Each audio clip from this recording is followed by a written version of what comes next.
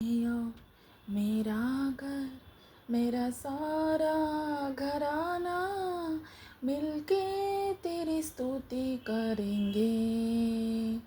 मैं और मेरा घर, मेरा सारा घराना मिलके तेरी स्तुति करेंगे। एक बनकर मुझे संभाला, मेरी रक्षा किया, तेरा धन्यवाद। एक बनकर मुझे संभाला, मेरी रक्षा किया, तेरा धन्यवाद। एबेनेजरे, एबेनेजरे, धन्यवाद धन्यवाद धन्यवाद। एक बन के तरह मुझे संभाला, धन्यवाद धन्यवाद धन्यवाद धन्यवाद। एक बनकर मुझे संभाला, धन्यवाद। Hallelujah hallelujah hallelujah hallelujah. धन्यवाद पिता, धन्यवाद पिता।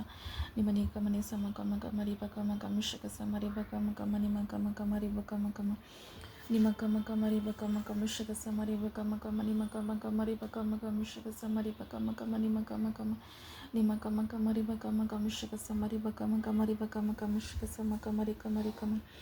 धन्यवाद पिता, धन्यवाद परमेश्वर। थैंक यू परमेश्वर, थैंक यू परमेश्वर, थैंक यू परमेश्वर, thank you Jesus, thank you Jesus, thank you Jesus, thank you Jesus, thank you पिता, थैंक यू परमेश्वर। ತಂದೆಯಾದ ಕರ್ತನೆ, ಸುಲೆಮಾನ್ ಕಟ್ಟಿದಂಥ ಈ ಆಲಯನ ಈ ಪುಸ್ತಕ ಮೂಲಕ ನಮಗೆ ನೋಡೋದಕ್ಕೆ ಕೃಪೆ ಕೊಟ್ಟಿದೆಯಾ. Thank you Parameshwara, thank you ಪರಮಾತ್ಮ. ಅಪ್ಪ ತಂದೆ, ಸುಲೆಮಾನ್ ಒಳಗಡೆ ಇದ್ಕೊಂಡು ನೀನು ಆಲಯ ಕಟ್ಟಿದೆ ಪರಮಾತ್ಮ. ನಿನ್ನ ದಯೆ ಇಲ್ಲಾರ್ದೆ ಯಾರಿಗೂ ಏನೂ ಸಿಗಕ್ಕೆ ಸಾಧ್ಯವಿಲ್ಲ ಪರಮಾತ್ಮ. ನಿನ್ನ ದಯೆ, ನಿನ್ನ ಕೃಪೆಯಿಂದ ನೀನು ಸುಲೆಮಾನ್ಗೆ ಆ ಆಲಯನ ಕಟ್ಟಿಸಿದೆ ಪರಮಾತ್ಮ. ತಂದೆಯಾದ ಕರ್ತನೆ, ಥ್ಯಾಂಕ್ ಯು ಪರಮೇಶ್ವರ. ನಿನ್ನ ಕೃಪೆಗಾಗಿ, ನಿನ್ನ ಅನುಗ್ರಹಗಾಗಿ ಇವತ್ತಿನ ದಿನ ಪರಮೇಶ್ವರ, ನಮ್ಮ ದೇಹ ನಿನ್ನ ಆಲಯವಾಗಿದೆ ಪರಮಾತ್ಮ. ನಮ್ಮ ದೇಹ ನಿನ್ನ ಆಲಯವಾಗಿದೆ ಪಿತಾ ಪರಮಾತ್ಮ. ಈ ದೇಹದಲ್ಲಿ ನಿನ್ನ ಆರಾಧನೆ ಮಾತ್ರ ನಡೀತಿರಲಿ ಪರಮಾತ್ಮ. ಥ್ಯಾಂಕ್ ಯು ಪರಮೇಶ್ವರ. ನಿನ್ನ ಸತ್ಯವಾದ ಮಾರ್ಗವನ್ನು ತೋರಿಸಿಕೊಟ್ಟು ಸತ್ಯವಾದ ಪರಮೇಶ್ವರ ನೀನು ನಮಗೆ ಸಿಕ್ಕಿದೆಯಾ. ಥ್ಯಾಂಕ್ ಯು ಪರಮಾತ್ಮ, ಥ್ಯಾಂಕ್ ಯು ಪರಮೇಶ್ವರ. ಸ್ವರ್ಗಲೋಕ ಭೂಲೋಕ ಅಧಿಕಾರದಲ್ಲಿ ಇಟ್ಕೊಂಡಿರೋ ಪರಮಾತ್ಮ, ಸರಾಫರ ಮಧ್ಯೆ ಇರುವಂಥ ಪರಮಾತ್ಮ, ಕೆರೂಬಿಯರ ಮಧ್ಯೆ ಇರುವಂಥ ಪರಮಾತ್ಮ, ಸ್ತುತಿ ಮಹಿಮೆ ಯೋಗ್ಯಕ್ಕೆ ನೀನೊಬ್ಬನೇ ಅರ್ಹನಾಗಿರೋನು, ಯೋಗ್ಯನಾಗಿರೋನು ಪರಮೇಶ್ವರ. ಥ್ಯಾಂಕ್ ಯು ಪರಮಾತ್ಮ. ಎಷ್ಟೋ ಜನ ಕತ್ತಲದಲ್ಲಿ, ಅಂಧಕಾರದಲ್ಲಿ ಯಾವ್ಯಾವುದನ್ನೋ ತಮ್ಮ ರಕ್ಷಕನಾಗಿ ಕೆಟ್ಟ ಮಾರ್ಗದಲ್ಲಿ ನಡೆದು ಎಡವಿ ಬೆಳೀತಿದ್ದಾರೆ ಪರಮಾತ್ಮ. ಅಂಥದ್ರಲ್ಲಿ ನಮಗೆ ಇಷ್ಟೊಂದು ಕೃಪಾ ಕೊಟ್ಟು ಸತ್ಯವಾದವನು, ಜೀವಂತವಾದವನು ಪರಮೇಶ್ವರ ನೀನೊಬ್ಬನೇ ನಮಗೆ ಸಿಕ್ಕಿದೆಯಾ. ನೀನು ಕೃಪೆಗೆ ನಾವು ಯಾವುದಕ್ಕೂ ಯೋಗ್ಯರಿದ್ದಿದ್ದಿಲ್ಲ. ನಿನ್ನ ಕೃಪೆಯಿಂದ ನೀ ನಮಗೆ ಸಿಕ್ಕಿದೆಯಾ. ಇದು ನಿನ್ನ ಕೃಪೆ ಪರಮಾತ್ಮ. ಥ್ಯಾಂಕ್ ಯು ಪರಮೇಶ್ವರ. ಅಪ್ಪ, ಈ ದಿನಕ್ಕಾಗಿ, ಈ ಜೀವನಕ್ಕಾಗಿ, ನಿನ್ನ ಎಲ್ಲ ಕೃಪೆಗಾಗಿ, ನಿನ್ನ ದೇವ್ರ ಮಕ್ಕಳಿಗಾಗಿ ಈ ಪ್ರಾರ್ಥನೆಯನ್ನು ಶುರು ಮಾಡಿದ್ಯಾ. ಥ್ಯಾಂಕ್ ಯು ಪರಮೇಶ್ವರ. ಈ ಪ್ರಾರ್ಥನೆ ಕೇಳುವಂಥ ಪ್ರತಿಯೊಬ್ಬರನ್ನ ನೀನು ಮುಟ್ಟು ಪರಮಾತ್ಮ. ನಿನ್ನ ಅನುಗ್ರಹ, ನಿನ್ನ ಕೃಪೆ ಅವ್ರನ್ನ ಮುಟ್ಟಿದೆ ಪರಮಾತ್ಮ. ಅಪ್ಪ ತಂದೆ, ಇವತ್ತಿನ ವಾಕ್ಯ ನೀನು ಇವರ ಮನಸ್ಸಿನಲ್ಲಿ ಹೋಗಿ ಇವರ ದೇಹ ನಿನ್ನ ಆಲಯವಾಗಿ ಪ್ರಾರ್ಥನೆ ಮಾಡುವಂಥ ಆಲಯ ಇವ್ರ ದೇಹ ಆಗಿದೆ ಪರಮಾತ್ಮ. ನಿನ್ನ ದೇಹ ನೀನು ಕೊಡುವಂಥ ಮಂದಿರ ಪರಮೇಶ್ವರ, ನಮ್ಮ ದೇಹ ಪರಮಾತ್ಮ, ನಿನ್ನ ಆಲಯವಾಗಿ, ಪ್ರಾರ್ಥಿಸುವಂಥ ಆಲಯವಾಗಿ ಈ ದೇಹನ ಮಾಡಿದ್ಯಾ. ಪ್ರಾರ್ಥನೆ ಕೇಳುವಂಥ ಪ್ರತಿಯೊಬ್ಬರು ಪ್ರಾರ್ಥನೆಯಲ್ಲಿ ಬೆಳೆದು ನಿನ್ನ ಸುಲೆಮಾನ್ ಕಟ್ಟಿದ ಆಲಯಕ್ಕಿಂತ ಹೆಚ್ಚು ಪವಿತ್ರವಾದ ಆಲಯವನ್ನಾಗಿ ಅವ್ರ ದೇಹನ ಮಾಡುವಂಥ ನಿನ್ನ ಪವಿತ್ರವಾದ ನಾಮದಿಂದ, ಯೇಸು ನಾಮದಿಂದ ಕೇಳ್ತೀನಿ ತಂದೆ, ಆಮೇನ್. ಇವತ್ತಿನ ವಾಕ್ಯ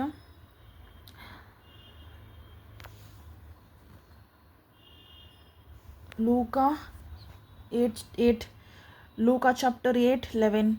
इस दुष्टांत कथा का अर्थ यह है, बीज परमेश्वर का वचन है।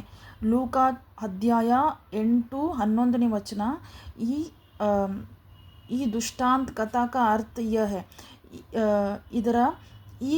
ಈ ಕಥೆಯ ಅರ್ಥ ಇದು, बीज परमेश्वर का वचन है। परमेश्वर का वचन बीज है, बीज ಇದೆ, परमेश्वर का वचन बीज ಇದೆ। वे बीज जो राह किनारे गिरे थे, वो व्यक्ति है जो वचन को सुनते हैं ಒಂದು ಬೀಜ ರಸ್ತೆಯ ಕಿನಾರೆಯಲ್ಲಿ ಬಿದ್ದಂಥ ಬೀಜ ಆ ವ್ಯಕ್ತಿಯ ಸಮಾನವಾಗಿದೆ. जो शैतान आता है उस वचन को उनके मन से निकाल लेता है. ರಸ್ತೆಯ ಬದಿಯಲ್ಲಿ ಬಿದ್ದಂಥ ಬೀಜ ಉಸ್ ವ್ಯಕ್ತಿದ ಸಮಾನವಾಗಿದೆ. ಶೈತಾನ್ ಬಂದು ಆ ವಚನನ ತಗೊಂಡ್ಬಿಡ್ತಾನೆ. ताकि वे विश्वास ना कर पाए और उनका उद्धार ना हो सके. ಆ ಬೀಜ ರಸ್ತೆ ಮೇಲೆ ಬಿದ್ದಂಥ ಬೀಜ ಶೈತಾನ್ ತಗೊಂಡು ಅವರು ಬೆಳೆದೇ ಇರೋ ಹಾಗೆ ಅವ್ರ ವಿಶ್ವಾಸನ ಕಡಿಮೆ ವಿಶ್ವಾಸ ಕಳ್ಕೊಂಡು ಬಿಡ್ತಾರೆ. ಉದ್ಧಾರ ಅವ್ರಿಗೆ ಸಿಗ್ಲಾರ್ದಂಗೆ ಕಳ್ಳನು ಮಾಡ್ತಾನೆ. वे बीज जो चट्टान धरती पर गिरे थे उनका अर्थ है वो व्यक्ति जो जब वचन को सुनते हैं उससे आनंद के साथ अपनाते हैं किंतु उनके भीतर की जड़ नहीं जम पाती. वे कुछ समय के लिए विश्वास तो करते हैं किंतु परीक्षा की घड़ी में वे डिग जाते हैं. ಇನ್ನೊಂದು ರೀತಿಯ ಬೀಜ ಯಾವುದು? ನೆಲದ ಮೇಲೆ ಬಿದ್ದಂಥ ಬೀಜಕ್ಕೆ ಮಣ್ಣು ಅದಕ್ಕೆ ನೀರು ಸಿಗಲಾರ್ದೆ ಅದು ಒಣಗಿ ಹೋಗುತ್ತೆ. ಅದೇ ರೀತಿ ಒಂದು ವಚನ ಕೇಳಿದ ತಕ್ಷಣ ನಮ್ಮ ಮನಸ್ಸಿನಲ್ಲಿ ಅದು ಭಯ ಭಕ್ತಿ ಇಲ್ಲ ಅಂದರೆ ಅದು ಆ ವ್ಯಕ್ತಿನ ಒಳಗಡೆ ಆ ಬೀಜನೂ ಫಲ ಕೊಡೋಕ್ಕಾಗೋದಿಲ್ಲ ಅಂದರೆ ಅವ್ರ ಒಳಗಡೆ ಯಾವುದೇ ರೀತಿ ಆಶೀರ್ವಾದ, ಸಮಾಧಾನ, ಶಾಂತಿ, ದೇವ್ರು ಕೊಡುವಂಥದ್ದು ಯಾವುದು ಫಲ ಅವ್ರ ಒಳಗಡೆ ಬರೋದಿಲ್ಲ. ಯಾಕಂದರೆ ಅವ್ರ ಒಳಗಡೆ ವಿಶ್ವಾಸನೇ ಇರೋದಿಲ್ಲ. ವಿಶ್ವಾಸ ಮತ್ತು ಅವರು ಆ ವಚನದ ಅನುಸಾರವಾಗಿ ಕಾರ್ಯನ ತಮ್ಮ ದಿನನಿತ್ಯ ಜೀವನದಲ್ಲಿ ಕಾರ್ಯನ ವಿಶ್ವಾಸದ ಅನುಸಾರವಾಗಿ ದೇವರ ಭಯದ ಅನುಸಾರವಾಗಿ ಆ ವಚನ ಏನು ಹೇಳುತ್ತೆ ಅದೇ ರೀತಿ ಮಾಡದೇ ಇದ್ದಾಗ ಅವ್ರ ಒಳಗಡೆ ಯಾವುದೇ ಫಲ, ಜೀವನದ ಯಾವುದೇ ಆಶೀರ್ವಾದ ದೇವರದು ಸಿಗೋದಿಲ್ಲ.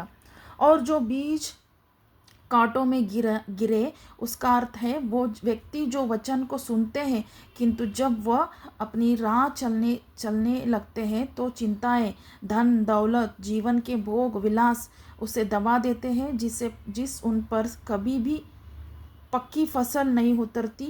जो अच्छी धरती गिरे बीज से अर्थ है वे व्यक्ति जो सच्चे मन से जब वचन को सुनते हैं तो उस धारण भी करते हैं फिर अपने धैर्य के साथ वो उत्तम फल देते हैं. ಇದು ಇನ್ನೊಂದು ರೀತಿಯ ಬೀಜ ಭೂಮಿ ಒಳಗಡೆ ಹೋಗೋಕ್ಕಾಗೋದಿಲ್ಲ. ಯಾಕಂದರೆ ಅದಕ್ಕೆ ನೀರು ಸಿಗೋದಿಲ್ಲ, ಮಣ್ಣು ಒಳ್ಳೆಯದಿರೋದಿಲ್ಲ. ಅದೇ ರೀತಿ ಒಂದು ವಚನ ಕೇಳಿದ ತಕ್ಷಣ ಒಬ್ಬ ಮನಸ್ಸಿನಾಗ ಹೋಗಿ ಅವನದನ್ನು ಸ್ವೀಕರಿಸ್ತಾನೆ. ಅದೇ ರೀತಿ ಬದುಕಕ್ಕೆ ಸ್ಟಾರ್ಟ್ ಮಾಡ್ತಾನೆ. ಒಳ್ಳೆಯ ರೀತಿಯ ದೇವ್ರನ್ನ ನೋಡ್ತಿದ್ದಾನೆ ಅಂತ ಭಯದಲ್ಲಿ ಬದುಕ್ತಾನೆ. ಆ ರೀತಿಯ ಒಂದು ಮನಸ್ಸು ಆ ವಚನಕ್ಕೆ ಸಿಕ್ತಂದರೆ ಆ ವಚನ ಅವನಿಗೆ ಆ ವಚನದ ಅನುಸಾರವಾಗಿ ಅವನು ಬದುಕಕ್ಕೆ ಸ್ಟಾರ್ಟ್ ಮಾಡಿದ ಅಂದರೆ ಅವನಿಗೆ ದೇವ್ರದ್ದು ಎಲ್ಲ ರೀತಿಯ ಆಶೀರ್ವಾದ, ವಾಗ್ದಾನ, ಏನು ದೇವ್ರ ಪ್ರಾಮಿಸಸ್ ಏನಿದ್ದಾವೆ ಅದು ಅವನಿಗೆ ಸಿಗುತ್ತೆ. ಮೊದಲನೇ ಬೀಜ ರಸ್ತೆ ಬಾಗಿಲು ಮೊದಲನೇ ವ್ಯಕ್ತಿ ದುಷ್ಟನ ಮಾತನ್ನು ಕೇಳಿ ಅದನ್ನು ನೆಗ್ಲೆಕ್ಟ್ ಮಾಡಿಬಿಡ್ತಾನೆ. ಎರಡನೇ ವ್ಯಕ್ತಿ ಕಲ್ಲಿನ ಮೇಲೆ ಬಿದ್ದಂಥ ಬೀಜಕ್ಕೆ ಸಮಾನ. ಅವನ ಒಳಗಡೆ ವಿಶ್ವಾಸನೇ ಇರೋದಿಲ್ಲ. ಅವನು ದೇವ್ರು ಯಾರು ಏನೋ ಅವನಿಗೆ ಅದರ ಪ್ರಕಾರ ಅವನಿಗೆ ಪರೀಕ್ಷೆನೂ ಬರುತ್ತೆ. ಅವನಿಗೆ ಬಡತನದ ಪರೀಕ್ಷೆ, ಅವನಿಗೆ ರೋಗದ ಪರೀಕ್ಷೆ, ಯಾರೋ ಬಂದು ಅವನ ಜೊತೆ ಕೆಟ್ಟ ವ್ಯವಹಾರ ಮಾಡಿದ ತಕ್ಷಣ ಅವನು ವಿಶ್ವಾಸ ಕಳ್ಕೊಂಡು ಬಿಡ್ತಾನೆ. ಅವ್ರು ಕೆಟ್ಟ ಮಾಡ್ತಿದ್ದಾರೆ, ನಾನು ಕೆಟ್ಟದ್ದು ಮಾಡುವಂಥ ಮನಸ್ಥಿತಿ ಬಂದ್ಬಿಡುತ್ತೆ, ಪರೀಕ್ಷೆ ಬರುತ್ತೆ. ಅವನಿಗೂ ದೇವ್ರದ್ದು ಫಲ ಸಿಗೋದಿಲ್ಲ. ಮೂರನೇ ವ್ಯಕ್ತಿ ವಚನ ಕೇಳಿ ಅದರ ಪ್ರಕಾರ ಪರೀಕ್ಷೆ ಬರಲಿ, ಕಮ್ಮಿ ಗಟ್ಟಿ ಬರಲಿ, ಏನೋ ನಮಗೆ ಒಳ್ಳೇದಾಗಲಿ ಬಿಡಲಿ, ದೇವ್ರು ನಮಗೆ ಸಾಕು ಅಂತ ಒಳ್ಳೆಯ ಮನಸ್ಸಿಂದ ದೇವರ ಭಯದಿಂದ ನಡೀತಾನೆ, ಅವನಿಗೆ ಮಾತ್ರ ದೇವ್ರದ್ದು ಫಲ ಸಿಗುತ್ತೆ ಅಂತ ವಚನ ಹೇಳುತ್ತೆ. ಥ್ಯಾಂಕ್ ಯು ಪರಮೇಶ್ವರ, ನಿನ್ನ ವಚನಕ್ಕಾಗಿ, ನಿನ್ನ ಕರುಣೆ ಕೃಪೆಗಾಗಿ ಪಿತಾ ಪರಮೇಶ್ವರ. ಈ ವಚನದ ಅನುಸಾರವಾಗಿ ಇವರು ದುಷ್ಟನಿಗೆ ಕಿವಿ ಕೊಡಲಾರ್ದೆ ನಿನ್ನ ವಚನದ ಅನುಸಾರವಾಗಿ ಬದುಕುವಾಗೆ ಇವರಿಗೆ ಕೃಪೆ ಕೊಟ್ಟಿದ್ದೀಯಾ ಪರಮಾತ್ಮ. ಥ್ಯಾಂಕ್ ಯು ಪರಮೇಶ್ವರ. ಪರಮಾತ್ಮ, ಇವರು ಪರೀಕ್ಷೆಯಲ್ಲಿ ಬಿದ್ದಾಗ ಇವರು ಆ ವಚನನೇ ಹಿಡ್ಕೊಂಡು ಯಾವುದೇ ರೀತಿಯ ಕಣ್ಣಿಗೆ ಕಾಣೋದನ್ನು ನಂಬಲಾರ್ದೆ, ಯಾವುದೇ ಪರೀಕ್ಷೆಯಲ್ಲಿ ಬೀಳಲಾರ್ದೆ, ಇವರು ಕಣ್ಣಿಗೆ ಕಾಣೋದನ್ನು ಸುಳ್ಳು ಮಾಡಿ ನೀನು ವಚನನೇ ಗಟ್ಟಿಯಾಗಿ ಹಿಡ್ಕೊಂಡು ವಚನ ಏನು ಹೇಳುತ್ತೆ ಅದೇ ಸತ್ಯ ಅಂತ ಬದುಕುವ ಹಾಗೆ ನೀನು ಕೃಪೆ ಕೊಟ್ಟಿದ್ಯಾ. Thank you Parameshwara. ಜೀವನದಲ್ಲಿ ಚಿಂತೆಗಳನ್ನ ಅನುಸಾರವಾಗಿ, ಕೆಟ್ಟ ವಿಚಾರಗಳ ಅನುಸಾರವಾಗಿ ಬದುಕಲಾರ್ದೆ, ಯಾವುದೇ ಒಂದು ಹಣದ ವ್ಯಾಮೋಹಕ್ಕೆ ಬೀಳಲಾರ್ದೆ, ಯಾವುದೇ ರೀತಿಯ ಒಂದು ವ್ಯಾಮೋಹಕ್ಕೆ ಬೀಳಲಾರ್ದೆ ನಿನ್ನ ವಚನನೇ ಸತ್ಯ, ವಚನನೇ ಜೀವಂತವಾಗಿರೋ ನಾವು ವಚನದ ಅನುಸಾರವಾಗಿ ಬದುಕೋಣ. ಯಾವುದೇ ರೀತಿಯ ದುಷ್ಟನ ಮಾತನ್ನು ಕೇಳಿ ಅಲ್ಲ, ಯಾವುದೇ ರೀತಿ ಚಿಂತೆಗೆ ಒಳಗಾಗಿ ಅಲ್ಲ, ಪರೀಕ್ಷೆಗೆ ಒಳಗಾಗಿ ಅಲ್ಲ.